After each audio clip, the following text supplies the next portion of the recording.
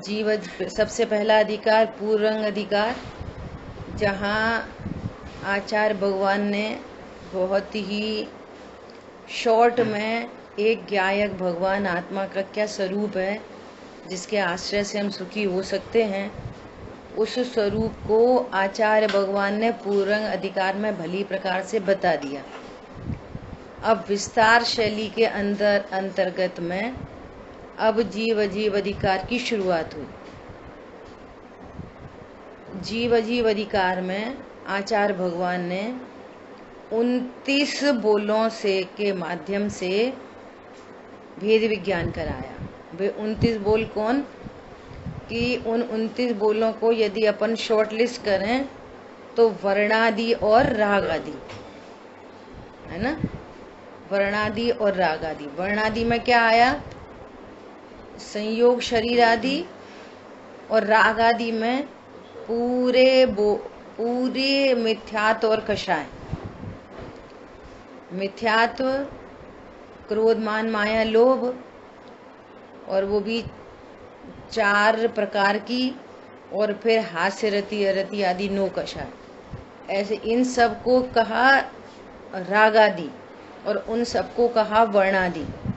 तो इस जीव को अनादिकाल से जो वर्णादि और रागादि में एकत्व ममत्व बुद्धि है, उस एकत्व ममत्व बुद्धि का भेद विज्ञान कराया जीव जीव अधिकार में। और उन्हीं के 29 बोलों से भेद विज्ञान कराया कर्ता कर्म अधिकार में, कि ये संयोग शरीर कर्म कषाय ये मैं नहीं हूँ, मेरे नहीं है, और मैं इनका कर्ता नहीं हूँ, भोगता नहीं हूँ। ऐसा भेद विज्ञान कराया कर्ता कर्म अधिकार में। जीव को जो कथन शैली है वो तो स्वरूप समझाएंगे तो वो क्रमिक बात आएगी, परंतु किसी जीव को भेद ज्ञान होता है तो वो चारों बुद्धियों का अभाव एक साथ होता है। जब ज्ञायक स्वरूप भगवान आत्मा की स्वीकृति होती है तो उसमें ये सारी बात गर्भित है कि वर्णादि रागादि मैं नहीं, मेरे नहीं, और मैं करता नहीं, भोगता नहीं। ये इस ज्ञायक भगवान आत्मा की स्वीकृति में चारों ही बुद्धियों का अर्थात अज्ञानता का एक साथ अभाव होता है। ठीक है। इसके बाद अपनी कौन सा अधिकार आया? इसके बाद में कर्ता कर्म अधिकार के बाद में अरे जीव जीव अधिकार तो हो ही गया। इसके बाद आया आश्रव अधिकार, है ना।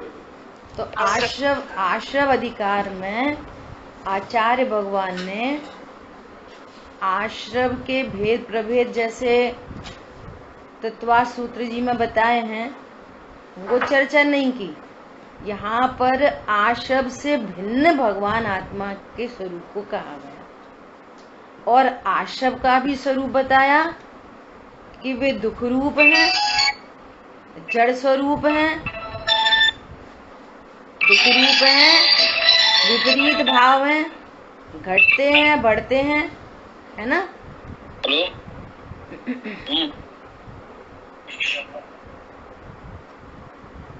घटने बढ़ने वाले भाव हैं। ऐसे आश्रव का स्वरूप बताया।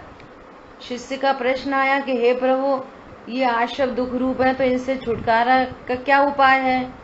तो अहम इको खलुषु, अपने स्वरूप को बताया कि मैं एक हूँ, शुद्ध हूँ, परिपूर्ण हूँ, ज्ञान दर्शन से पूर्ण हूँ और ममता रहित हूँ।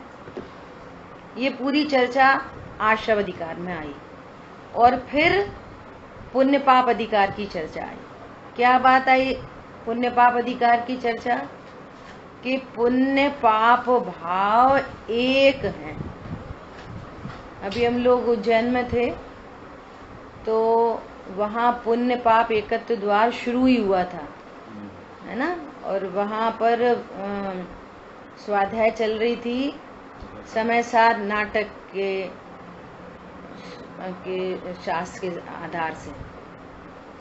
तो पुण्य पाप एकत्व द्वार शुरू हुआ तो आदरणीय विमल दादा झांझरी जी ने एक बहुत गजब की बात कही। उन्होंने कि आचार्य भगवान ने रिस्क लेकर, ऐसा शब्द बोले उन्होंने, रिस्क लेकर इस वाली बात की निरूपणा की कि पुण्य पाप एक है। अब ये जीव ऐसा सोच सकता है कि पुण्य पाप एक है तो भैया पुण्य क्यों कर रहे हैं, एक ही तो है। मतलब इतनी बड़ी रिस्क लेकर कि यदि ये विपरीत मार्ग में गया तो मिथ्या दृष्टि तो पहले से ही था टोडरमल जी की शैली में, और क्या होगा उसका, इससे ज्यादा बुरा और क्या होगा, मिथ्या दृष्टि का और बुरा क्या होगा कि नहीं पाप भावों से दूसरी छोटी जगह हीन जगहों पर चला जाएगा। तो भैया मिथ्या दृष्टि तो अच्छी जगह जिसको कहा जाए लोक में, वहां पर भी मिथ्यात्व के कारण है तो दुखी है ना। तो ये वाली बात आई कि पुण्य पाप एक है, यदि इसका विपरीत अर्थ भी कोई जाने तो उसका कितना बुरा होगा। लेकिन इतनी बड़ी रिस्क लेकर ओहो किसी को एकदम क्लिक हो क्या, अरे पुण्य पाप एक जैसा ही है, एक जैसा अर्थात दोनों ही बंध के कारण है, तो वो अपने, तो फिर प्रभु सुखी होने का क्या उपाय है, तो अपने स्वरूप को अप्रोच करें। ये वाली बात देखो, जब साधर्मियों से, विद्वत जनों से, बड़े लोगों से मिलना जुलना होता है, सीख नहीं होता है। और यहाँ जबलपुर आए तो आदरणीय राजेंद्र पंडित साहब से मिले तो उन्होंने पुण्य पाप के बारे में एक बहुत बढ़िया बात कही। क्या बात बताई कि सुनो भैया कि पुण्य पाप दोनों को एक कह रहे हैं तो उसका अर्थ ऐसा नहीं जानना कि जो पाप है वो पुण्य जैसा है, पुण्य पाप जैसा है। क्या बोला, थोड़ा फर्क पड़ रहा है भैया, पुण्य पाप एक जैसा है तो क्या है, पाप हो गया पुण्य जैसा, नहीं नहीं, पुण्य पाप जैसा है। सूक्ष्म बातें हैं, समझने की बातें हैं, है ना। तो इस तरह से अपना पुण्य पाप अधिकार पर चर्चा हुई, और पुण्य पाप अधिकार पर चर्चा होने के बाद, बल्कि उल्टा क्रम हो गया, पहले पुण्य पाप अधिकार था, बाद में आश्रव अधिकार, है ना, और फिर संवर अधिकार। और संवर अधिकार की समरी अपनी हो ही चुकी है कि यहाँ पर बहुत महत्वपूर्ण बातें ये थी कि विश्व में कोई भी वस्तु ऐसी नहीं है जो अपने स्वभाव को छोड़ती है। अनेक कारण मिलाए जाने पर भी विश्व में कोई भी वस्तु ऐसी नहीं है जो अपने स्वभाव को छोड़ती है। बोलो, यदि हम जैसे मान लिया चौके में भोजन बन रहा है तो हम निशंकित क्यों रहते हैं, बोलो, हमें मालूम है कोई भी वस्तु अपने स्वभाव को नहीं छोड़ती। मसाले पीसे और मसालदानी में 7 मसाले रख दिए, मालूम है ना कि हल्दी अपने स्वभाव को नहीं छोड़ेगी। पॉइंट पकड़ में आ रहा है क्या कहना चाह रहे। मिर्ची अपने स्वरूप को नहीं छोड़ेगी, धनिया अपने स्वरूप को नहीं छोड़ेगा, तब तो निशंकता रहती है कि सुबह उठे मसालदानी खोली और डाल दिया। बोलो, शंकाशील हो यदि तो, अब भैया मसाले पीस के तो रखे हैं, पता नहीं कोई बदल नहीं गया हो, कोई किसी में मिल नहीं गया हो, बताओ ये निशंकता कैसे आएगी। ऐसे जैसे हमें पर पदार्थों के बारे में इतनी निशंकता है, ऐसे यहाँ अपने स्वरूप के लिए निशंकता। और ज्ञानी कौन है कि ज्ञानी वो है जो ऐसे ज्ञान स्वभाव का निशंक निर्णय करता है। अनेक कारण मिलने पर भी मेरे स्वभाव का कभी नाश नहीं होता, कुछ उसको पर पदार्थों से लाभ हानि नहीं होती, बढ़ता घटता नहीं है, ना बढ़ता है ना घटता है। ज्ञान स्वरूपी भगवान आत्मा ज्ञान स्वरूप बना रहता है। ये संवर अधिकार में अपनी चर्चा हुई। भेद विज्ञान तर सिद्धा सिद्धा एकिल केचन, तस्य अभाव तो बद्धा बद्धा एकिल केचन। जितने जीव सुखी होते हैं, कभी भी कहीं भी सुखी होते हैं, तो भेद विज्ञान के सद्भाव में ही सुखी हो सकते हैं। देखो जगह जगह जाओ, जगह जगह नई नई समस्याएं, है ना। तो जितनी भी समस्याएं हैं वे द्रव्य भावना कर्म की समस्याएं बाहर से हैं, वो हमारी समस्या नहीं है एग्जैक्टली। और बाहर से कोई समाधान हो नहीं सकता, समाधान होता है अंदर से। समस्याएं बाहर की और समाधान है अंदर से। ज्ञान सर्व समाधान कारक है। ठीक है, इस तरह से अपन ने एक बार थोड़ा सा एट अ ग्लांस देखा कि अब तक अपनी क्या चर्चा हुई। आज अपन शुरू करते हैं निर्जरा अधिकार। थोड़ी सी निर्जरा के बारे में चर्चा करेंगे। पहले निर्जरा मतलब क्या, बोलो कौन बता सकता है कि निर्जरा के नाम पर हमारे ज्ञान में क्या भाव भाषण हुआ, हमारे को क्या दिखा। निर्जरा मतलब क्या, बोलो कौन बताएगा।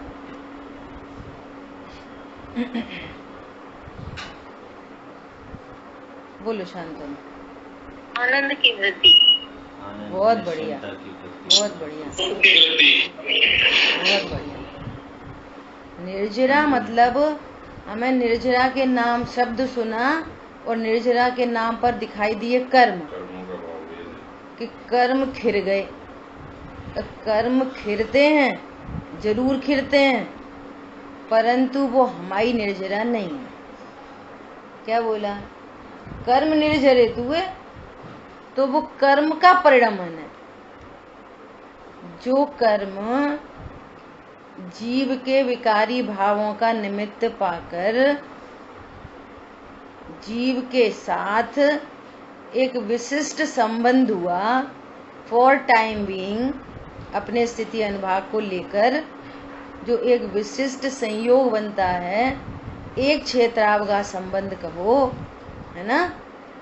तो वो जो संबंध बनता है, अब उस संबंध का विच्छेद हुआ और वो कर्म सत्ता से हटे, तो कर्म की निर्जर, वो कर्म का परिणमन है।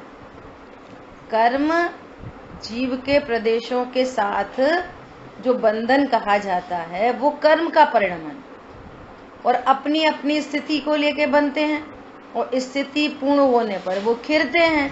तो वो खिरना भी कर्म का परिणमन। तो उस परिणमन को क्या कहते हैं, द्रव्य निर्जरा। लेकिन वो जीव की निर्जरा नहीं। निर्जरा मतलब जिसको कहना चाहिए भाव निर्जरा। भाव निर्जरा मतलब संवर में क्या हुआ, संवर में भेद विज्ञान हुआ, वस्तु स्वरूप का ज्ञान, रहस्य का पता चला। ओहो, देह देवल में देव है। यहाँ देह देवल में कौन है, देव है, भगवान आत्मा है। मैं भगवान आत्मा हूँ, मैं देह नहीं। तो ऐसा स्वरूप जानते से ही आनंद प्रकट हुआ। तो उस आनंद के प्रकट होने का नाम है भाव संवर।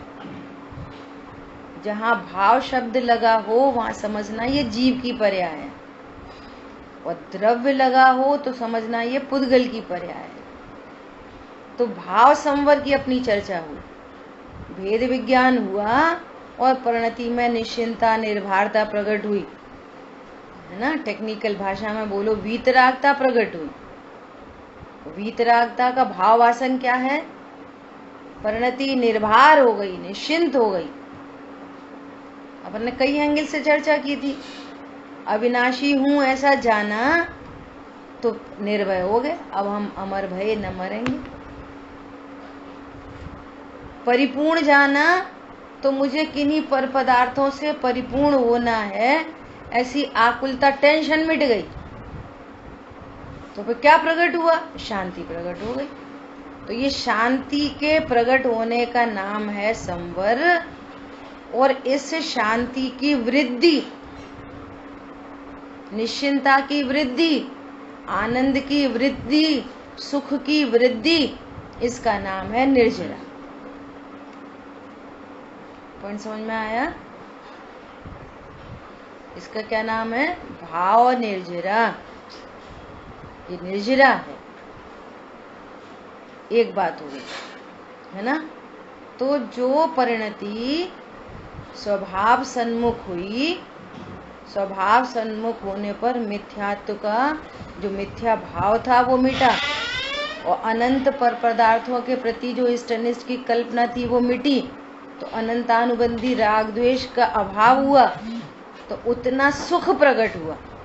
एक एक प्रकृति संबंधी, जैसे अभी बात आ रही थी ना कि आश्रम क्या क्या है कि मिथ्यात्व, अविरति, प्रमाद, कषाय, योग, ये 5 बंध के हेतु हैं। ये 5 ही आश्रम हैं, ये 5 ही बंध के हेतु हैं। क्या बोला? 5 ही क्या हैं? आश्रम भाव हैं, और ये 5 ही बंध के हेतु हैं। और इन 5 का क्रमिक अभाव वो संवर, और उनका अभाव हुआ वो निर्जरा। मिथ्यात्व की निर्जरा हो गई, अर्थात मिथ्यात्व के अभाव होने पर अब सारी विपरीतता मिट गई, और विपरीतता मिटने पर आनंद हुआ। जहां भी मिसअंडरस्टैंडिंग होती है वहां टेंशन होती है। अब यहाँ मिसअंडरस्टैंडिंग थी मिथ्यात्व रूपी, वो मिट गई, टेंशन मिट गई, आनंद हो गया। मतलब अपन एकदम सिंपल से बात को समझने की कोशिश करें, निर्जरा का भाव समझें। मिथ्यात्व मिटा तो कर्म सापेक्ष कहेंगे कि मिथ्यात्व कर्म की निर्जरा हो गई, उतना बंधन छूट गया। तो जितना जितना बंधन छूटा उतना उतना स्वाधीन हो गए, और स्वाधीनता मतलब आनंद है। अपन कोशिश कर रहे हैं निर्जरा का भाव समझने की कोशिश कर रहे हैं।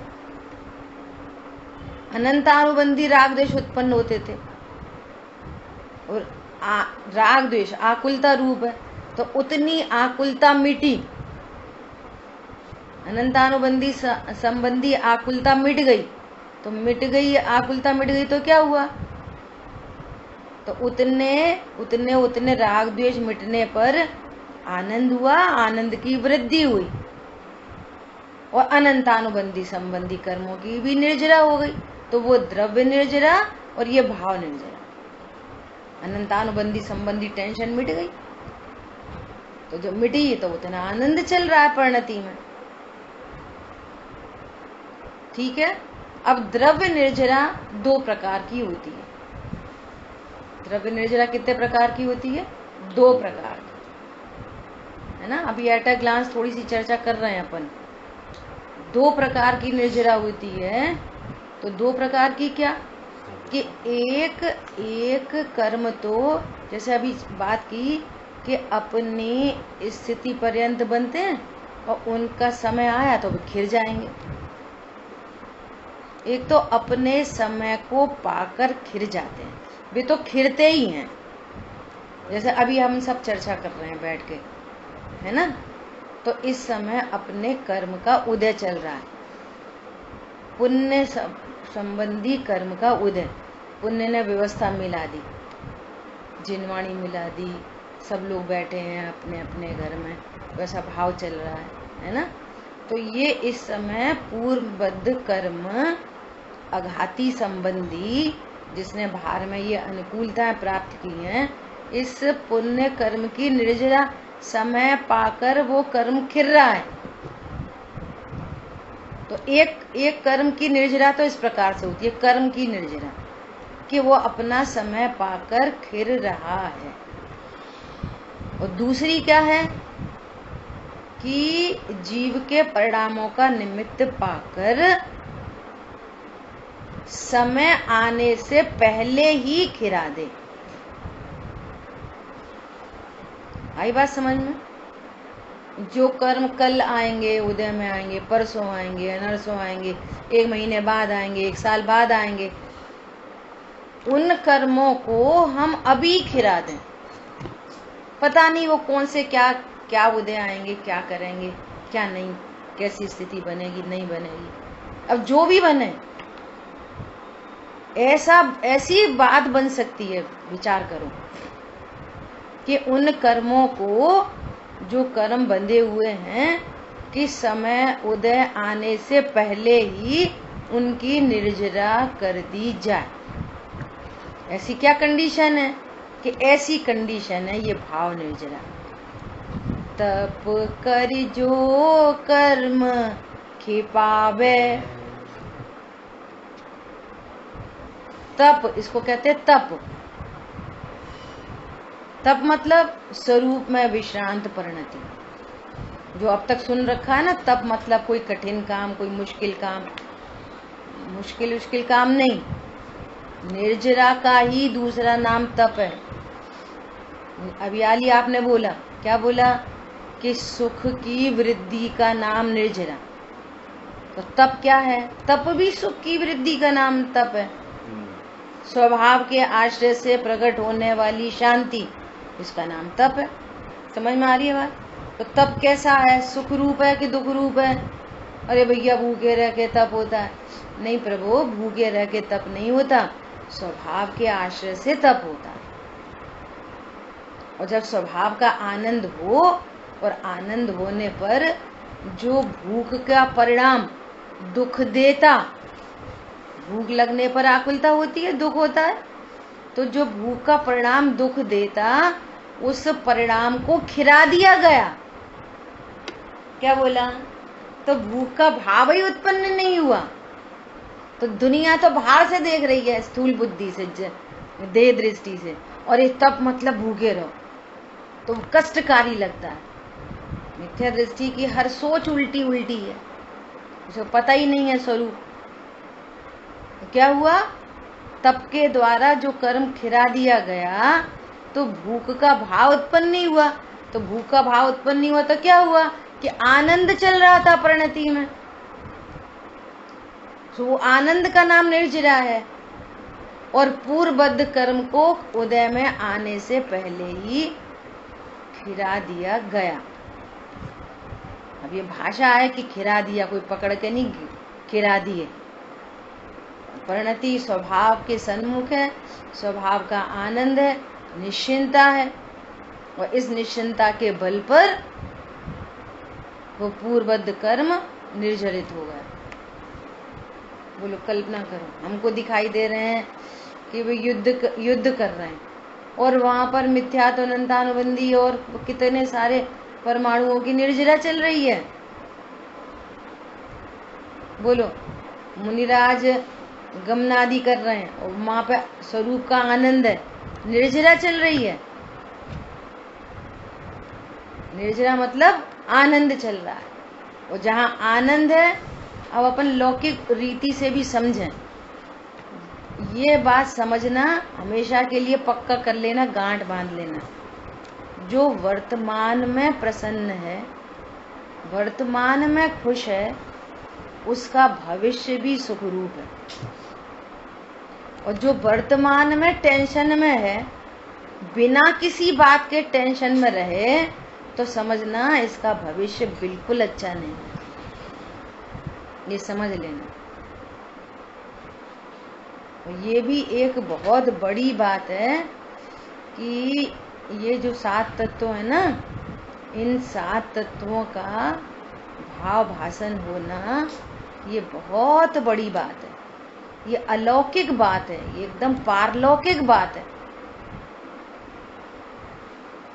बात तो ऐसी है, जगत में लोग अकेली क्रोध कषाय को कषाय समझते हैं, और अपने क्रोध को काम का समझते हैं। ये मिथ्यात्व से रंगा हुआ तीव्र परिणाम है। यार इसमें हमने क्या खराब करा? तो भैया तुम्हारी कर्म की निर्जरा चल रही थी। बोलो, कौन से परिणाम हित रूप हैं, कौन से परिणाम अहित रूप हैं, इसका एकदम भाव भाषण होना, ये बहुत बड़ी बात है। क्या योग्य है? क्या अभी पूछो, भगवान ने आश्रय बंद कहा, वो क्या कहा? हे कि उपादे? बोलो, बोलो, हे कहा, आश्रय भाव को हे कहा। अब विचार करो कि 24 घंटे जो जो कल्पना लोक है वो आश्रय भावों का है कि भेद विज्ञान का है कि संवर प्रकट करने की तैयारी है कि जन्म मरण की तैयारी है। तो वो हमारी परिणति में हे भाषित हुआ कि उपादेय भाषित हुआ। बोलो बोलो, फिर हे मतलब क्या? वो चलता क्या है परिणति में? वो चलना अलग बात है, लेकिन आपका ज्ञान कहाँ रुकता है, किस पॉइंट पर रुकता है और किसको उपादेय समझ रहे हैं, ये बहुत बड़ी बात है, बहुत बड़ी बात है। भले ही वो परिणाम उत्पन्न हो रहा है, लेकिन ज्ञान विचार करता है कि ये अयोग्य परिणाम है, ये योग्य परिणाम है। जैसे बोलते हैं ना कि किसी को बीड़ी सिगरेट पीने की आदत हो और स्टेटस सिंबल बनाए, उसको योग्य जाने, तो कभी अभाव नहीं हो सकता और कैंसर को लेके आएगा, मरण का कारण है। और जिसको भले ही परिणति में चल रहा हो ऐसा भाव, लेकिन उसको ये पता है कि ये योग्य नहीं है, ये दुख रूप है, दुख का कारण है, बंध रूप है, बंध का कारण है। आ रही बात समझ में? तो फिर उससे सहज पने छूटता है, सहज छूटता है। विचार करना क्या बात चल रही थी।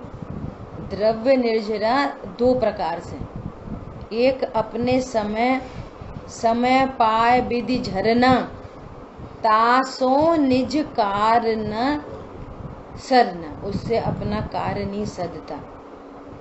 जो समय पे आके अभी कर्म खिर रहा है अपना, ये पुण्य कर्म खिर रहा है, जा रहा है, परंतु इस परिणाम के साथ में जो ये भाव चले, राग द्वेष का, राग का भाव चले, अरे बहुत अच्छा है, बहुत अच्छा है, आज तो बढ़िया चर्चा आ गई, तो इस जीव ने नया कर्म बांध लिया।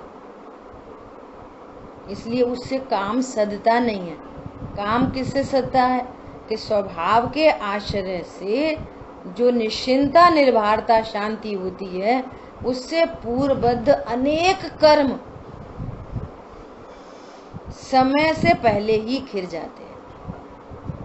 इसलिए यहाँ आचार्य भगवान कह रहे हैं कि ये निर्जरा हमारे काम की है। तो कर्मों में डायरेक्ट तो न कर्म हमें दिखते हैं, न डायरेक्ट हम कर्मों में कुछ कर सकते हैं। क्या कर सकते हैं कि भावों से बंध और भावों से निर्जरा। तो वो कौन सा भाव है जिससे निर्जरा होती है कि भेद विज्ञान। भेद विज्ञान, भेद ज्ञान से क्या होता है? अज्ञान का नाश होता है। अभी आया ना सबसे लास्ट कलश में महेंद्र भैया ने लिया था। भेद विज्ञान करने के अभ्यास से शुद्ध तत्व की उपलब्धि होती है। कितनी गजब की बात है। शुद्ध तत्व की उपलब्धि मतलब पूर्व से था, परिणति में पता चल गया, इसका नाम उपलब्धि है। कुछ बनता करता नहीं है कुछ, पूर्व से शुद्ध था, पूर्व से ज्ञान स्वरूपी भगवान आत्मा था, है और अनंत काल तक रहेगा, परंतु हमें पता नहीं था। हम अपने को स्त्री पुरुष, कर्ता धर्ता वगैरह वगैरह जान रहे थे। अब रहस्य पता चला और ज्ञान में गायक का ग्रहण हुआ। ओहो, मैं तो अनादि से शुद्ध हूँ, मैं तो जीव हूँ। शुद्ध मतलब मैं जीव हूँ। तो शुद्ध तत्व की उपलब्धि हुई तो राग समूह ग्रुप बंच ऑफ राग समूह विलय को प्राप्त हो गया। एक एक राग को पकड़ पकड़ के अभाव नहीं किया जाता, पूरा अनंतानुबंधी का बंच पूरा विलय को प्राप्त हो गया।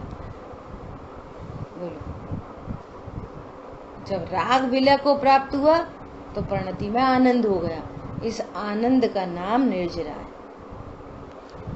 समझ आई बात? इस आनंद का नाम क्या है? निर्जरा है। इस आनंद का अपन ने अभी थोड़ी सी चर्चा की है एट अ ग्लांस, है ना। अपन ये श्लोकार्थ अपन कल पढ़ेंगे और बहुत सुंदर चर्चा यहाँ पे आएगी। और अब तक जो ज्ञानी के बारे में बार बार ऐसे प्रश्न आते हैं ना कि तो फिर वो युद्ध में क्या कर रहे थे, यहाँ पे कहेंगे कि युद्ध के मैदान में भी उसको निर्जरा चल रही है। बोलो, विषय भोगों के काल में भी निर्जरा चल रही है। क्यों निर्जरा चल रही है? शांति चल रही है ना उसको। मैं जीव हूं, अपने ज्ञान पने का आनंद चल रहा है ना, वो उसका निर्जरा का हेतु बनता है। ठीक है। और विशेष चर्चा अपन आगे करेंगे। कल जितने भी लोग शेष हैं वे अपनी समरी को लेकर और आए, है ना। चलिए। हेलो। हाँ जी भाई साहब। हमने थोड़ा सा गाथा 51 सिद्ध भगवान के स्वरूप की थोड़ी सी ज्ञान में तैयारी की है। अच्छा, तो अभी आपको सुना दें। हाँ, सुनाइए सुनाइए। पंच परमेष्टि भगवान का स्वरूप। सिद्ध भगवान सिद्ध क्षेत्र में रहते हैं। सिद्धालय में वो अपने द्रव्य गुण पर्याय में है। सिद्ध भगवान रहते हैं। सिद्ध भगवान, प्रश्न आता है सिद्ध भगवान कहाँ बनते हैं? वह मध्यलोक में वो अनंत जीव कुछ काल के बाद आयु पूर्ण होने पर सिद्ध क्षेत्र में गमन करते हैं। उनकी स्वाभाविक गति ऊर्ध्व गति होती है। बहुत बढ़िया। उनको द्रव्य गुण पर्याय से समझें तो सिद्ध भगवान द्रव्य गुण पर्याय से आचार्य, उपाध्याय और साधु परमेष्टि द्रव्य गुण पर्याय से समझें तो सिद्ध भगवान भी जीव हैं। अत्यंत शक्ति धर्म युगल संपन्न जीव है। ये गुण सिद्ध भगवान मात्र जानने वाले ज्ञाता दृष्टा हैं और उनकी विशेष पर्यायों में अनंत चतुष्टय के धारी हैं। अनंत भगवान के प्रतिजीवी गुणों को भी गुण शुद्ध पर्याय प्रकट हुई। अनंत भगवान घाती कर्मों के अभाव में अनंत चतुष्टय प्रकट हुए। अनंत दशा में अब शेष अघाती कर्मों के अभाव में भी अनंत गुण प्रकट हुए। अनंत गुणों की शुद्ध पर्याय प्रकट हुई। घाती कर्मों के अभाव में, मोहरी कर्म के अभाव में अनंत भगवान को अनंत सुख प्रकट हुआ। अनंत दर्शन, अनंत ज्ञान, सुख, अनंत वीर, अनंत भगवान अभी आयु, कर्म, नाम, गोत्र, बंदनी यह भी कर्मों के अभाव हो जाने पर वेदनी कर्म का अभाव हुआ तो वह अत्यादवाद तत्व सुख प्राप्त हुआ। अव्याबाद सिद्ध भगवान को अव्याबाद सुख है। यही उनका स्वरूप है। बहुत बढ़िया। मैं कौन हूँ? मैं भी जीव तत्व अपने बारे में। मैं कौन हूँ? मैं भी द्रव्य हूँ। मैं अनंत शक्ति संपन्न हूँ, अनंत गुणों का धारी हूँ और पर्याय में भी मात्र जानने वाला हूँ। बहुत बढ़िया। मैं किसी का कर्ता नहीं हूँ। जो इस स्वरूप को नहीं जानता उन्हें अज्ञान मोह राग द्वेष हैं। घाती कर्म शुद्ध पर्यायों में बाधा डालते हैं, अघाती कर्म शुद्ध पर्यायों को में बाधा नहीं डालते। मैं निज भगवान आत्मा देह का कर्ता कहा जाता है। मैं पर्यायों में भी ज्ञाता हूँ, करता नहीं। बहुत बढ़िया, बहुत अच्छा। बस सिद्ध भगवान को जानकर हमारे को ये पता चला कि मैं भी सिद्ध समान जीव हूँ, और मेरे को भी ये शरीर से मैं भी अभी शरीर से रहित हूँ और राग आदि भाव से रहित हूँ। ये सिद्ध भगवान के स्वरूप को जानकर पता चला कि जीव में क्या क्या होता है, कि जीव में जो होता है वो सिद्ध भगवान में प्रकट हुआ, और जो जीव में नहीं होता उन सब का अभाव हो गया। इसका मतलब जीव में शरीर नहीं होता और जीव में राग आदि भाव नहीं होते, और इन दोनों का अभाव सिद्ध दशा में हुआ है। बहुत बढ़िया, आप बहुत अच्छे से तैयारी कर रहे हो। चलिए, जिन वाणी के ज्ञान से सूझे लोकालोक, सो वाणी मस्तक नमो सदा देते होंगे। बोलिए द्वारशांग मई जिनवाणी माता की जय हो। जय जिनेंद्र सभी को।